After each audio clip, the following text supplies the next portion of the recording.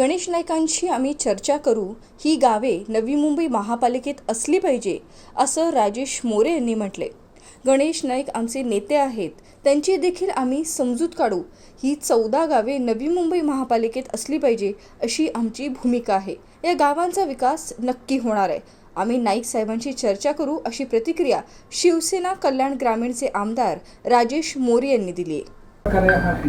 गणेश नाईक साहेबांशी आम्ही चर्चा करणार आहोत। तेही आमचे नेते आहेत, त्यांनाही आम्ही समजून सांगणार आहोत की बाबा ही 14 गावं नवी मुंबई महापालिकेत असायला पाहिजे। पहिलाही 14 गावं होती। आताच आम्ही मागतो असं नाही, पहिलेही 14 गावं नवी मुंबई महापालिकेत होती। आताही आपली नवी मुंबईत आहेत आणि त्याचा चांगल्या प्रकारे विकास होईल, त्याच्यात कुठेही शाश्वती नाही हे आम्हाला असं कुठे वाटत नाही की बाबा कामं होणार नाही। कामं होणार आहेत। आम्ही नाईक साहेबांशी चर्चा करू। गणेश नाईक साहेबांनी पत्र असं दिलेलं आहे की ही गावं जर या महापालिकेत समाविष्ट झालेली तर आम्हाला निधी देण्यात यावा।